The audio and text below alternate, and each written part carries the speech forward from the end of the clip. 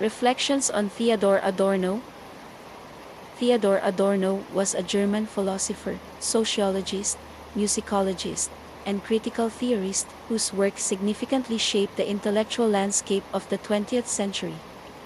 Born on September 11, 1903, in Frankfurt, Germany, Adorno's early life was marked by a rich exposure to music, philosophy, and the arts, fostered by his culturally vibrant household. He studied philosophy, psychology, and sociology at the University of Frankfurt, earning his doctorate in philosophy in 1924 with a dissertation on Edmund Husserl's phenomenology. His early academic pursuits were deeply influenced by his engagement with music, particularly as a student of Alban Berg and an admirer of Arnold Schoenberg's 12-tone technique. Adorno became a central figure in the Frankfurt School, formerly known as the Institute for Social Research, which was established in 1923. The school was notable for developing critical theory, a multidisciplinary approach to analyzing society, culture, and politics through the lens of Marxist and psychoanalytic traditions.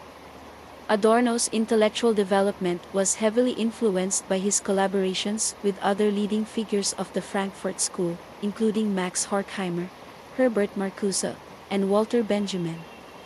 Following the rise of National Socialism in Germany, Adorno, who was of Jewish descent, fled the country in 1934, spending years in exile in the United States before returning to Frankfurt after World War II.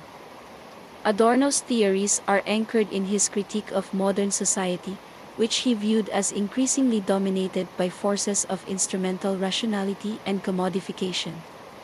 One of his key contributions was his work on the culture industry, developed alongside Horkheimer in their seminal text Dialectic of Enlightenment published in 1944. Collectively, they argued that the culture industry, encompassing mass media, entertainment, and consumer culture, serves to manipulate and pacify the masses, perpetuating the conditions of late capitalism.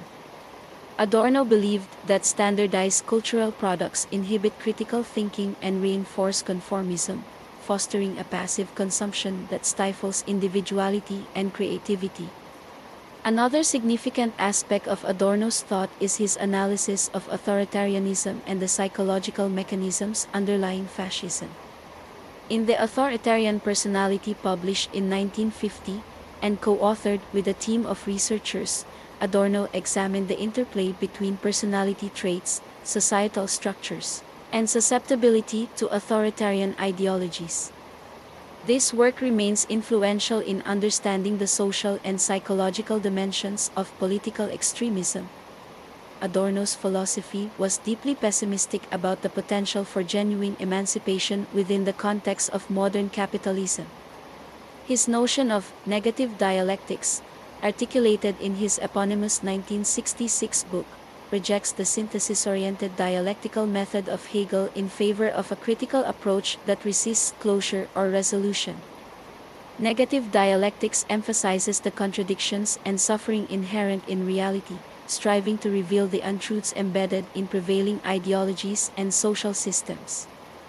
For Adorno, philosophy must remain critical and self-reflective, challenging its complicity in systems of domination.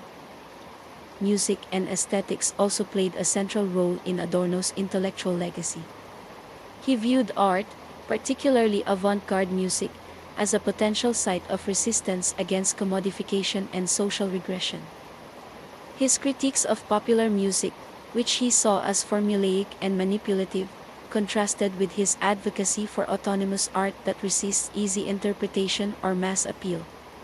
In works such as Aesthetic Theory that was introduced in 1970 and being published posthumously, Adorno explored the relationship between art, society, and truth, arguing that genuine art can illuminate the contradictions of the social world and provoke critical reflection. Adorno's teachings and theories continue to provoke debate and reinterpretation. His uncompromising critique of modernity and his insistence on the importance of critical thought remain relevant for analyzing contemporary issues such as mass culture, authoritarianism, and the commodification of everyday life. Adorno's work challenges readers to confront uncomfortable truths about society while emphasizing the necessity of preserving spaces for critical thought and artistic experimentation as means of resisting domination. At the same time, there needs to be a careful examination of the irony that would result from a purely Adorno-focused approach to societal challenges. The writings and teachings of Theodor Adorno present a profound irony when considered within the broader context of Marxist thought and its implications for culture, art, and the role of the state. Adorno rooted his intellectual project in a Marxist framework that sought to critique the structures of capitalist society. However, his deeply nuanced and often pessimistic critiques of modernity reveal tensions and contradictions with certain tenets of Marxist ideology, particularly with regard to art, culture, and the envisioned trajectory of the state. Adorno's engagement with art and music epitomizes a significant irony that must be recognized and reviewed carefully. While Marxist traditions often sought to dismantle what was deemed the elitism of traditional art forms in favor of accessible and revolutionary cultural expressions, Adorno championed avant-garde art and complex musical compositions as essential counterpoints to the commodification and standardization of culture under capitalism.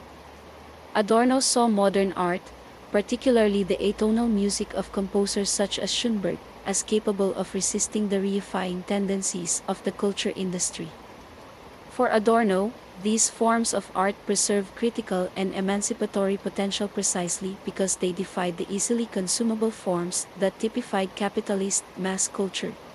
Yet, this perspective stands in stark contrast to the Marxist embrace of art as a tool for collective mobilization and societal transformation.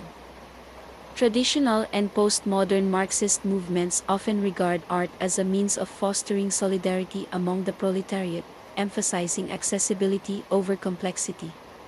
Adorno's rejection of popular culture and his insistence on the autonomy of art were fundamentally at odds with this perspective. His work critiques the very structures that make art a vehicle for mass consumption, arguing that such commodification undermines art's ability to challenge the ideological foundations of capitalism. This creates an inherent irony, as Marxist doctrine often championed art as a populist force, yet Adorno's theories render much of popular culture complicit in perpetuating the alienation and domination that Marxism ostensibly seeks to overcome. Adorno's critique of music similarly highlights the tensions within his Marxist orientation. He denounced the perversion of music into a mere commodity under the culture industry, which he believed stripped music of its critical and reflective capacities. His disdain for standardized popular music and its formulaic nature reflects a deep skepticism toward the role of mass culture in fostering authentic human expression or revolutionary consciousness. Adorno's emphasis on the technical complexity and dissonance of avant-garde music as a means of resistance contrasts sharply with Marxist aspirations for a cultural revolution accessible to and driven by the working class. This tension underscores the difficulty of reconciling Adorno's aesthetic philosophy with Marxist materialist goals. The irony of Adorno extends further when considering the Marxist vision of the state.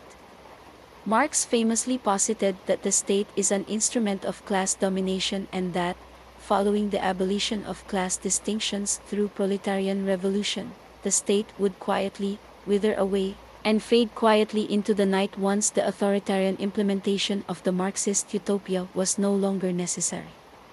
This belief in the eventual obsolescence of the state reflects a utopian dimension of Marxist thought, predicated on the assumption that human societies would naturally evolve toward a stateless, classless harmony. Adorno, however, exhibited a far more skeptical view of history and progress. His work in Dialectic of Enlightenment critiques the very notion of linear progress and reveals how the Enlightenment ideals of reason and freedom have been co-opted to reinforce systems of domination and control. Adorno's pessimism about the potential for emancipation within modern society directly challenges Marx's utopian vision, exposing the delusions inherent in Marx's faith in the state's quiet dissolution and what must have been a source of consternation for Adorno were he to be intellectually honest and introspective. Additionally, Adorno's analysis of authoritarianism and the pervasive nature of domination suggests that the dissolution of the state is neither inevitable nor feasible under the conditions of modern capitalism or indeed, even in the visionary though delusional Marxist utopian society. His critique of fascism and his insights into the psychology of authoritarianism illustrate how structures of power and control are deeply embedded in social and cultural systems, extending even beyond the economic relations emphasized by Marx. This recognition further undermines Marx's optimism regarding the state and its eventual, silent and serene disappearance, highlighting the persistent potential for new forms of domination to emerge even in ostensibly revolutionary societies. Perhaps the greatest irony of Adorno's work lies in its simultaneous reliance on and departure from Marxist foundations. While he employed Marxist tools to critique capitalism and its cultural apparatus, his insights often led him to conclusions that subverted key Marxist principles. Adorno's insistence on preserving the autonomy of art, his skepticism toward the masses' ability to resist commodification, and his rejection of simplistic notions of historical progress reveal a profoundly complex relationship with Marxism. His teachings underscore the limitations and contradictions of Marxist thought, particularly its failure to account for the persistent and complex nature of domination in modern society. In this way, Adorno's work serves both as a continuation and a critique of Marxist theory, reflecting its potential and its blind spots in addressing the challenges of culture, power, and the human condition. So at the end of the day, the work of Adorno should be studied, but should be studied well, and should be viewed from a critical, perhaps even slightly cynical perspective. Please like, share, subscribe, and comment below.